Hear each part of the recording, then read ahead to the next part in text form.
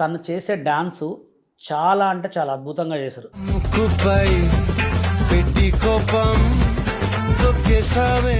మీ dance బాగా నచ్చి ఒక ఐటమ్ సాంగ్ ఇస్తే చేస్తారా? నాకేంటంటే ఎక్స్పోజింగ్ చేయడం. కొంతమంది ఇట్లా ఇచ్చలు విడిగా డ్రెస్సులు వేసుకుంటారు, మాట్లాడితే ఇక్కడి నుంచి దించి కెమెరాని ఇట్లా తీసుకెళ్తున్నారు. ఇంట్లో వాళ్ళ పేరెంట్స్ చూడరా ఫస్ట్ థింగ్, నాకు ఇదే అనిపిస్తుంది.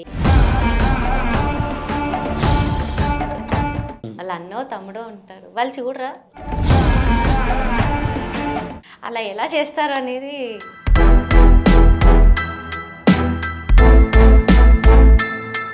అసలు సోషల్ మీడియాలోకి రావటం, సినిమా ఇండస్ట్రీలోకి రావటం మీ హస్బెండ్కి ఇష్టమేనా? ఒక ఆడపిల్ల అంటే ఇంట్లోనే ఉండాలా? లేదు.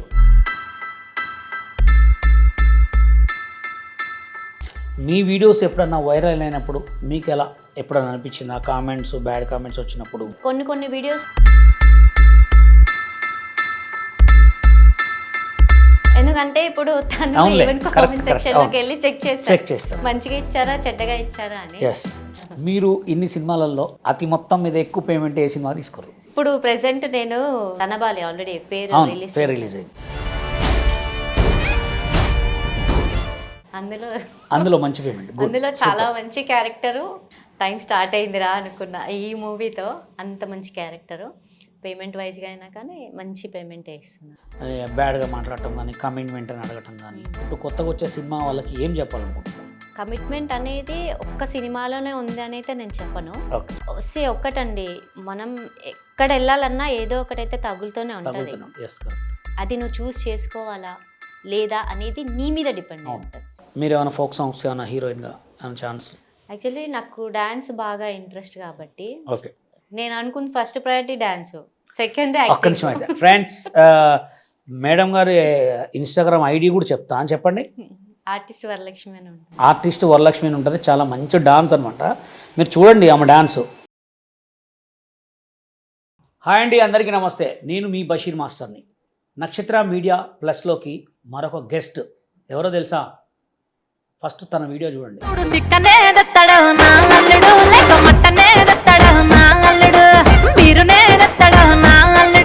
సరే, తను చేసే డాన్సు చాలా అంటే చాలా అద్భుతంగా చేశారు. ప్రొఫెషనల్ డాన్సర్ కంటే కూడా చాలా బ్యూటిఫుల్, మంచి పర్ఫార్మర్ అనమాట.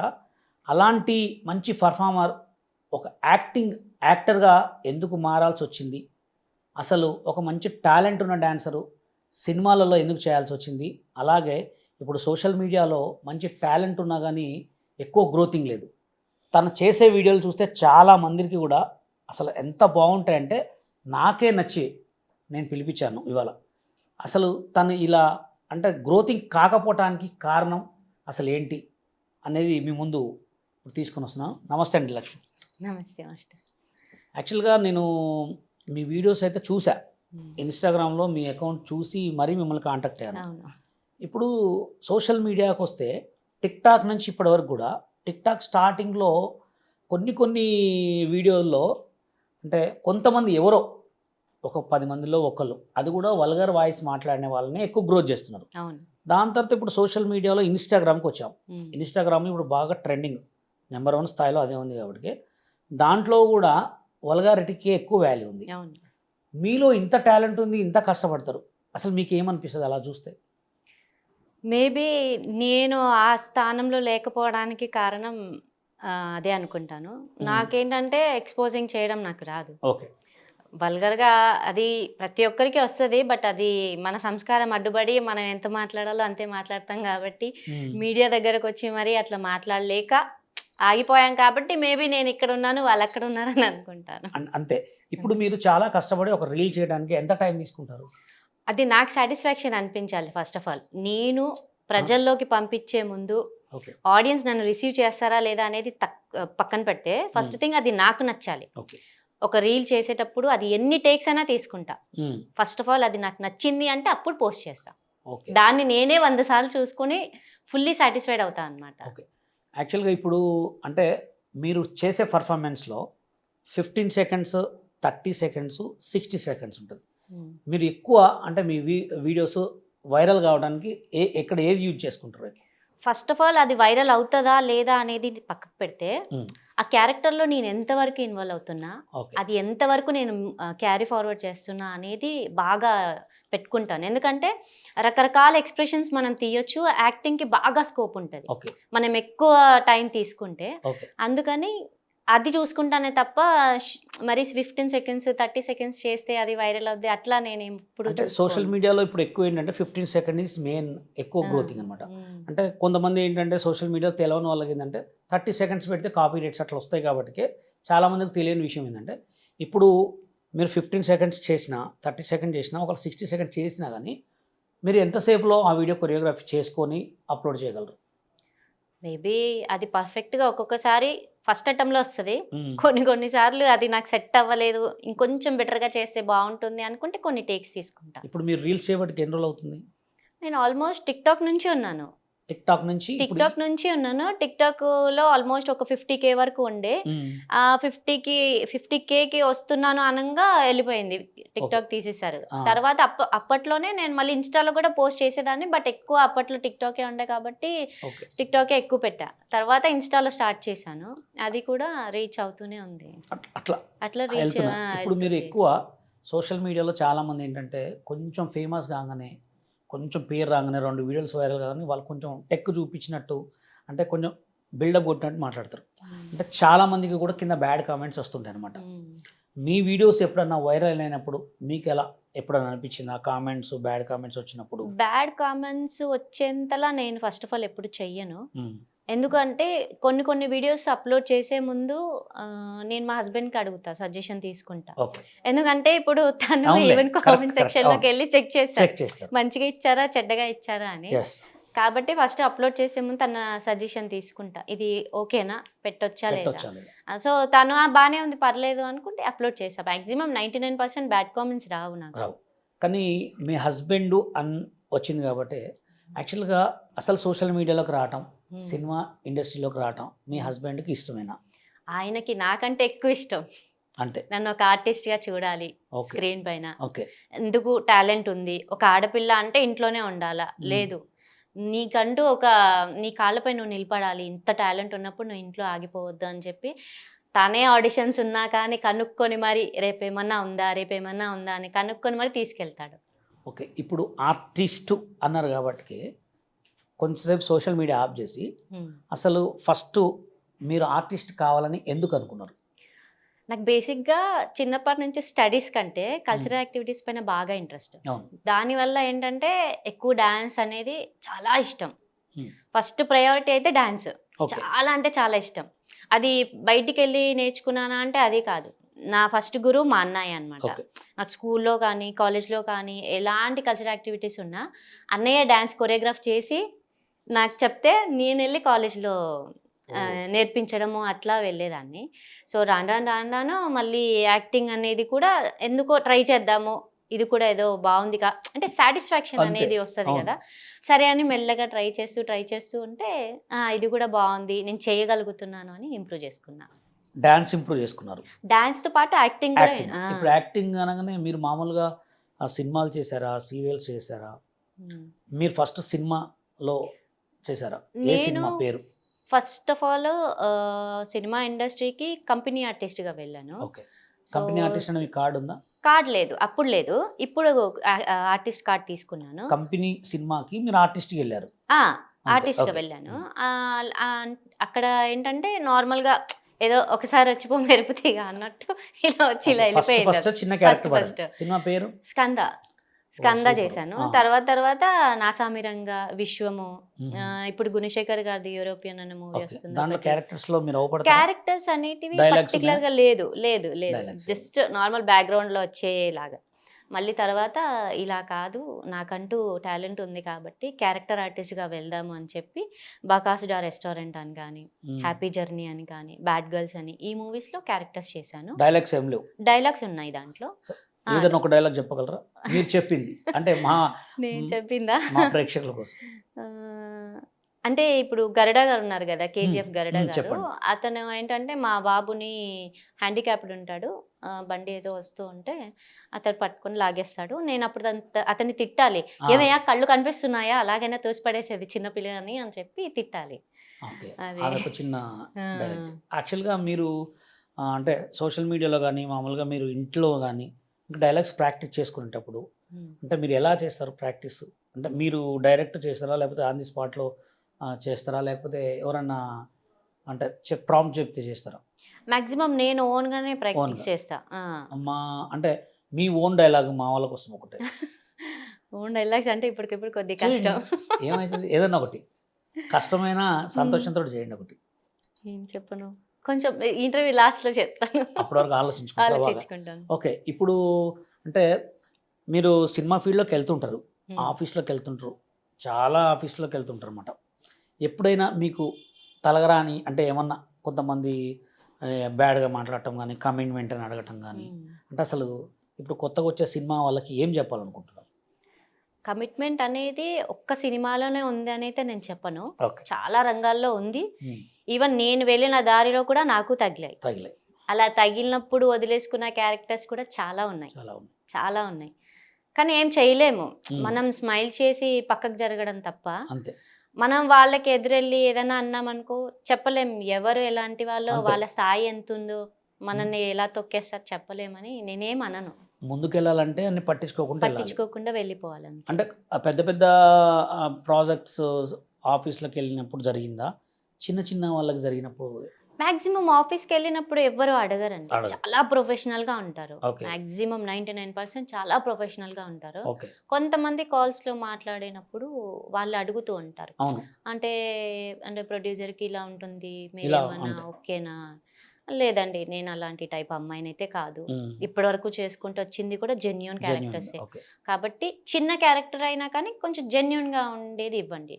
అంతేకాని అలా చేసి ఏదో నేను ఫేమ్ అవ్వాలన్న ఇంట్రెస్ట్ నాకు లేదు. నా ఒరిజినల్ క్యారెక్టర్ నాకు ఇంపార్టెంట్. ఏదో వేరే క్యారెక్టర్ కోసం దాన్ని అవును. పోగొట్టుకోలేను. ప్లీజ్ అండి, కావాలంటే పేమెంట్ తక్కువ ఇవ్వండి, Yes. లేదా ఫ్రీగా అన్నా చేస్తా క్యారెక్టర్ కోసం. అంతేగాని నేను అలాంటి అమ్మాయిని కాదని చాలా మందిని, చాలా మంచి మంచి క్యారెక్టర్స్ వచ్చినప్పుడు రిక్వెస్ట్ చేసిన రోజులు కూడా చాలా ఉన్నాయి. అవును.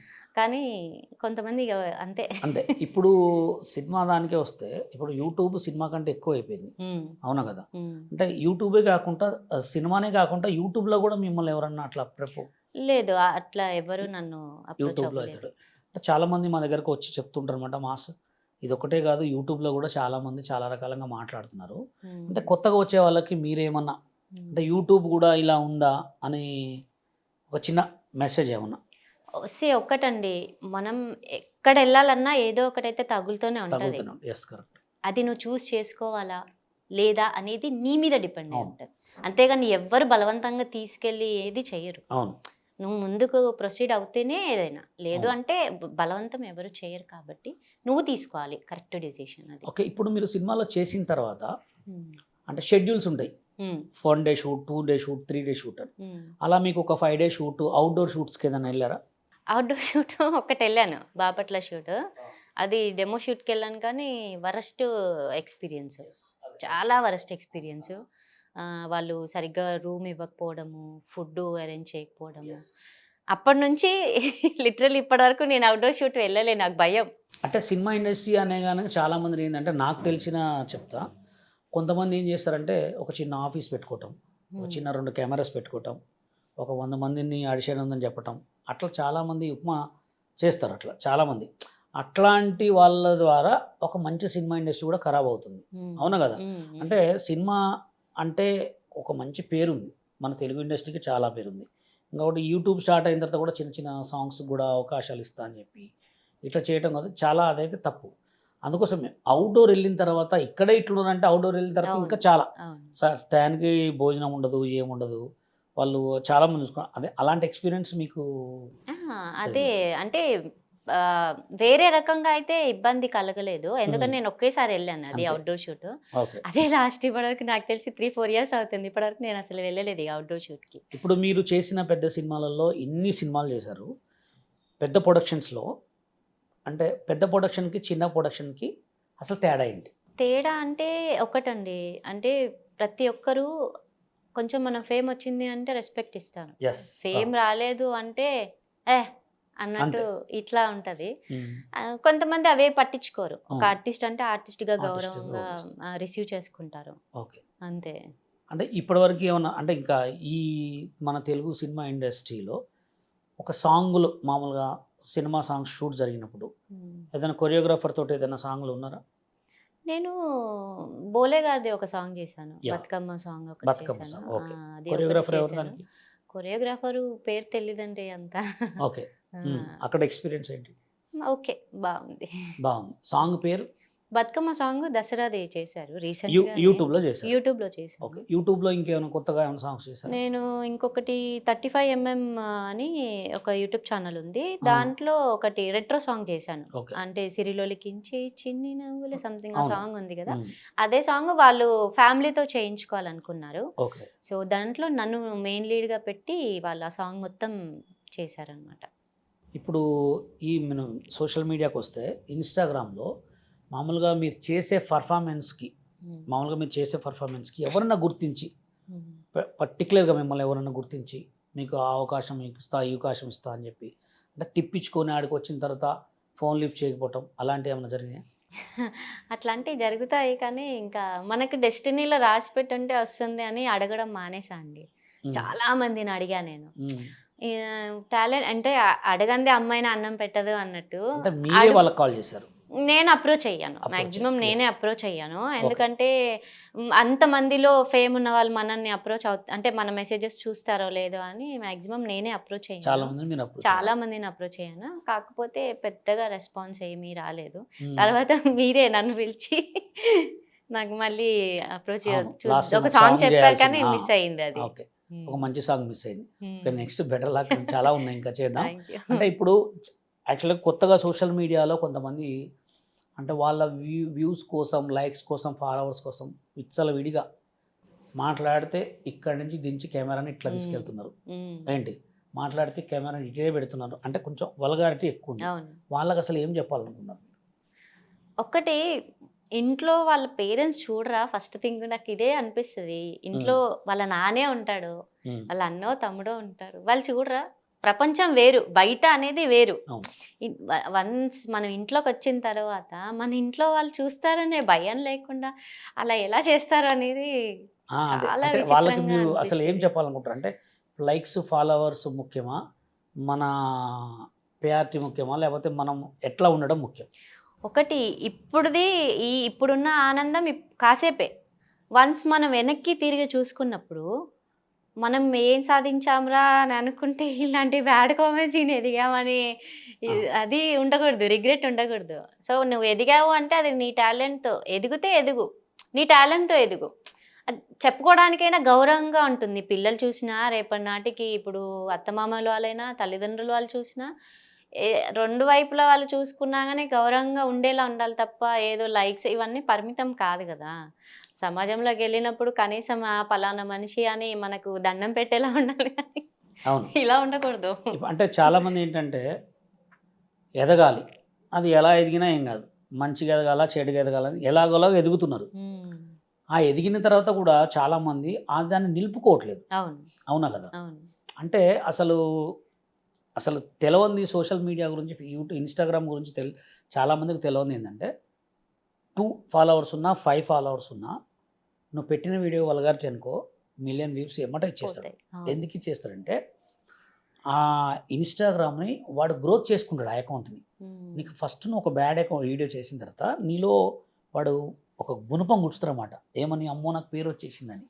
నువ్వు వీళ్ళు ఏం చేస్తారంటే ఇక ఇక్కడ నుంచి స్టార్ట్ చేస్తే ఇక మొత్తం తిప్పేస్తారు ఇంట్లో. తెలియదు ఏంటంటే ఫాలోవర్స్ ముఖ్యం కాదు, అది ట్రెండింగ్లో తీసుకొచ్చేస్తాడు వీడియోని.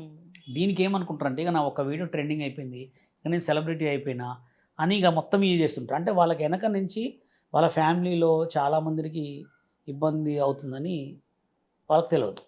అవునా కదా? అంటే నేను చాలామందికి సినిమా ఇండస్ట్రీలో కూడా ఇప్పుడు మీ వీడియోస్ చూశాను. నేను కొన్ని వీడియోస్లో మీకు అవకాశాలు ఇస్తామని చెప్పి కామెంట్స్ చాలా చూసాను. అంటే మామూలుగా వేరే వాళ్ళు అలా ఎవరైనా అప్రోచ్ అయ్యారా మీరు? అంటారండి, కానీ ఎవరు చేయరు. రీసెంట్గా విజయవాడలో ఒకటి జరిగింది. నేనే ఒక అమ్మాయిని కాపాడాను. అమ్మాయి పేరు లక్ష్మి అనమాట. అమ్మాయి పేరు కూడా అమ్మాయి ఏం చేసిందంటే ఒక కింద కామెంట్ పెట్టాడు అమ్మాయికి, ఏమని, మేము ఒక మంచి ఫిలిం తీస్తున్నామండి అని చెప్పి పెట్టాడు. పెట్టిన తర్వాత ఏం చేసిన అమ్మాయి కామెంట్ పెట్టి సరే అని చెప్పాను. ఇద్దరు చాట్ స్టార్ట్ అయింది. కంటిన్యూ వాళ్ళతోటి ఇక మంచి డీప్కి వెళ్ళిపోయారు వాళ్ళు. ఎప్పుడో మాట్లాడుకుని సజెస్ట్ తర్వాత ఇప్పుడు అమ్మాయి అన్ని మానేసి కొంచెం మంచిగా తయారై సినిమాలు ఎమ్మడి తిరుగుతుంటే ఆ అమ్మాయిని పర్సనల్ అకౌంట్ పోయి బెదిరియటం స్టార్ట్ చేశాడు అనమాట. ఏమని, నీ వీడియోస్ మొత్తం బయట పెట్టేస్తా అది ఇదని. ఇక అమ్మాయి ఎవరికి చెప్పాలో అర్థం కాక అమ్మాయి సూసైడ్ అటెంప్ట్ కోసం ట్రై చేసింది. అప్పుడే నేను ఆ తెల్లారి ఏదో ఒక వీడియో పెట్టాను అనమాట, ఎవరైనా ప్రాబ్లమ్స్ ఉంటే నన్ను ఇట్లా అని. నాకు పెట్టిన తర్వాత నేను అమ్మాయికి ఏం చెప్పానంటే, డైరెక్ట్ అదే అకౌంట్లోకి వెళ్ళి నేను విత్ ఇన్ సెకండ్లో నీ పేరు రాసుకొని నేను హ్యాంగ్ చేసుకుంటానని పెట్టమని వాయిస్ మెసేజ్ పెట్టమని చెప్పిన. విత్ ఇన్ సెకండ్లో ఆ అకౌంట్ డిలీట్, వాడు ఆ వీడియోలు మొత్తం అలా. అంటే మీరు చేయాలి అనుకుంటే అట్లాంటి వాటి పట్టించుకోవద్దు. ఎందుకంటే మీకు టాలెంట్ ఉంది అనుకుంటే కొత్త సినిమాలు కానీ పెద్ద సినిమాలు కానీ యూట్యూబ్ ఛానల్స్లో కానీ డైరెక్ట్ మీరు ఆఫీసులకు వెళ్ళినప్పుడే నమ్మాలి అవి. అవునా కదా? అంటే జనాలకి మీరు ఒక ఆర్టిస్ట్ కాబట్టి చాలామందికి చెప్పాలని చెప్తున్నా. ఏదో ఒకటి గుర్తుపెట్టుకోండి, సినిమా ఆఫీస్ వాళ్ళు మీరు ఇష్టమైతే సినిమా ఆఫీస్ వాళ్ళు మీకు డబ్బులు ఇస్తారు. మీ దగ్గర డబ్బులు తీసుకునే వాళ్ళు అన్నీ ఫేక్. అదొకటి చెప్పండి వాళ్ళకి. అంతే. ఇప్పుడు ఎవరైనా కానీ డబ్బులు అడగరు, ఎవరైనా డబ్బులు అడగరు. మనం కరెక్ట్గా ఉండి ఆ క్యారెక్టర్కి అంటే సెట్ అవుతాము అనుకుంటే వాళ్ళే అడుగుతారు, మీరు ఎంత రెమ్యునరేషన్ తీసుకుంటున్నారు పర్ డే అంతే. లేదా అంత ఇచ్చుకోలేకపోతే వాళ్ళు రిక్వెస్ట్ చేస్తారు, అంత కాదమ్మా కొంచెం చూడండి మాది చిన్న బడ్జెట్ మూవీ అనేసి. అంతేగాని మేము ఇది చేస్తాము ఇన్ని డబ్బులు ఇవ్వండి అని అయితే ఎవ్వరు అనరు, అంత ఫేక్. అంటే చాలామంది నన్ను మాస్టర్ మా పిల్లగాడిని షూట్కి తీసుకెళ్ళాం, సూపర్ ఉండంట, ఫోటోలు తీపిస్తారంటే ఒక 15,000 కొట్టంటే ఇంకో 5,000 ఎక్స్ట్రా నాకు కొట్టేదని కొనుక్కుంటాను. అంటే వాళ్ళకి తెలియదు కదా. ఇప్పుడు సినిమా ఇండస్ట్రీలో నువ్వు నచ్చిన, ఇప్పుడు మీ టాలెంట్ నాకు నచ్చింది, మా ఛానల్లో మేము పిలిపించుకొని ఇంటర్వ్యూ అలా ఉంటుంది. అవును, చాలామంది.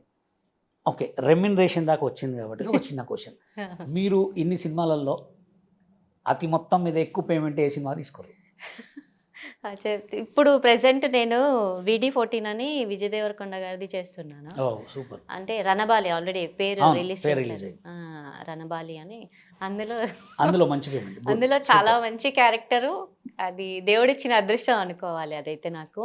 ఎందుకంటే అది కొన్ని నాకు కావాలి అని వెళ్ళినా కూడా నాకు రాలేవు కొన్ని క్యారెక్టర్స్. ఇది నేను వద్దనుకొని వదిలేసుకున్నా కూడా నాకు ఇది వచ్చిన క్యారెక్టర్ అనమాట. బట్ మళ్ళీ తర్వాత స్క్రీన్ టెస్ట్కి వెళ్ళి నేను ఆడిషన్ ఇచ్చి అంతా చేశాను కాబట్టి అది అసలు నిజంగా దేవుడు బ్లెస్సింగ్స్ అనుకోవచ్చు. టైం స్టార్ట్ అయిందిరా అనుకున్న ఈ మూవీతో. అంత మంచి క్యారెక్టరు, పేమెంట్ వైజ్గా అయినా కానీ మంచి పేమెంట్ ఇస్తున్నారు వాళ్ళు. ఓకే, ఇప్పుడు మీరు ఇప్పుడు ఈ చేసే సినిమా ఈ సంవత్సరం రిలీజ్ అయ్యి మీకు మంచి పేరు వస్తే, ఒకవేళ బిగ్ బాస్ 10లో మీకు ఒక మంచి బిగ్ బాస్ 10లో ఒక మంచి అవకాశం వచ్చింది అనుకో, చేస్తారా? తప్పకుండా. అసలు ఫస్ట్ ఆఫ్ ఆల్ నాకంటే మా ఆయనకి ఇంట్రెస్ట్ అన్నా కదా, ఆయనకి బాగా ఇంట్రెస్ట్ బిగ్ బాస్కి వెళ్ళాలని. ఆయనకి బాగా ఇంట్రెస్ట్ నాకంటే ఎక్కువ. అంటే బిగ్ బాస్ 10లో మీరు పోదా అనుకుంటున్నారు కదా, 9 ఫస్ట్ సిరీస్ నుంచి 9 వరకు చూసారా మీరు? చూసారు. దాంట్లో పోవటం మంచిదా, పోవాలా వద్దా అంటే ఫస్ట్ ఆఫ్ ఆల్ ప్లస్ ఉంది, మైనస్ ఉంది. ఒకటి మైనస్ అయితే మొత్తం అంటే ఇప్పుడు నువ్వు నచ్చలేదు అంటే జనాలు తొక్కి పడేస్తారు, బ్యాడ్ కామెంట్స్ వేసి. నచ్చారు అంటే గుండెల్లో పెట్టుకొని ముందుకు తీసుకెళ్తారు. కాబట్టి అది మన క్యారెక్టర్ డిసైడ్ చేస్తుంది. అందులోకి వెళ్ళిన తర్వాత మన ఒరిజినాలిటీ నచ్చుతుందా నచ్చదా అనే దాని మీద ఆధారపడి ఉంటుంది. అంతే. ఇంకోటి ఇప్పుడు ఈ మధ్య చూస్తే చాలా కూడా ఎక్కడైనా సినిమా ఇండస్ట్రీ కాకపోయినా బయట కూడా, అంటే కాస్ట్యూమ్ దగ్గరికి వస్తే మనం వేసుకునే బట్టల గురించి శివాజీ గారు మాట్లాడారు. అసలు బయటకి వెళ్తే ఎలా ఉండాలి, అసలు డ్రెస్ సెన్స్ ఏంటి, అంటే కొంతమంది ఇట్లా విడిగా డ్రెస్సులు వేసుకుంటారు, వాళ్ళకి ఏమన్నా మీరు ఒక 4 మాటలు చెప్పండి. ఈ టాపిక్ మీద అంటే నేను మాట్లాడేంత పెద్దదాన్ని కాదు, కానీ నా ఒపీనియన్ వచ్చేసి ఆయన చెప్పిన దాంట్లో పెద్దగా తప్పేమీ లేదు. ఉన్న దాంట్లో కొంచెం కాపాడుకోండి. అది ఇప్పుడు మనం సినిమాలో చేస్తున్నాము అంటే అక్కడ ఎవరు రారు కాబట్టి అది ఒక పరిమితిలోనే జరుగుద్ది. కాబట్టి మీరు ఎంత ఎక్స్పోజ్ చేయగలుగుతారో అది చేయొచ్చు, నో ప్రాబ్లం. అక్కడ ఎవ్వరు మిమ్మల్ని ఇబ్బంది పెట్టరు. వన్స్ మీరు అవే బట్టలు పబ్లిక్లోకి వేసుకొని వస్తే జనాలు ఎగబడే ఛాన్సెస్ ఉంటుంది. ఇప్పుడు లేనిపోని ఆశలు రేగొట్టి ఇప్పుడు లైవ్లో చూసిన దానికి థియేటర్లో చూసిన దానికి చాలా డిఫరెన్స్ ఉంటుంది. కాబట్టి కొంచెం జాగ్రత్త అని చెప్పారు తప్ప అంతకు మించి ఏం లేదు. అది బాగా కాంట్రవర్సీ అయింది. అంటే ఇప్పుడు సిచ్యువేషన్ ఎక్కడన్నా ఇప్పుడు ఇదివరకు మా చిన్నప్పుడు అంటే మొత్తం బెల్ పాయింట్లు వేసుకునే వాళ్ళు, లూజ్ పాయింట్లు. ఇప్పుడు మళ్ళీ ఈ కంటిన్యూ అయినాయి, స్లీవ్లెసెస్ అవన్నీ కామనే ఉన్నాయి. అంటే ఇప్పుడు ఏంటంటే చాలా చిన్న పిల్లలు కూడా కొంచెం ఎక్కువ ఏజ్లు ఎక్కువ పడుతున్నారు. ఎక్కువ ఏజ్లు ఎక్కువ పడే వాళ్ళు చిన్న టీ షర్ట్స్ వేసుకున్నా కానీ ఏదో వేసుకున్నా కానీ కొంచెం వాళ్ళకి చూడటానికి కొంచెం వల్గారిటీ లెక్క అవపడుతుంది. అంటే ఇప్పుడు సమాజం కాదు, ఇప్పుడు ఇప్పుడు ట్రెండింగే అట్లా ఉంది, అవునా కదా. కానీ శివాజీ గారు చెప్పిన మాట కూడా ఓకే, ఆయన చెప్పిన మాట అయితే మంచి మాటే. సినిమా ఇండస్ట్రీకి వచ్చేవారికి చాలామంది సిచ్యువేషన్ క్యారెక్టర్ బట్టి డ్రెస్ ఇస్తారు కదా. అవును. అట్లా మీలా అప్పుడు ఏదైనా ఒక సినిమాలో కానీ మీకు అలా డ్రెస్ సెన్స్ ఏమైనా ఒక క్యారెక్టర్ వచ్చిందా?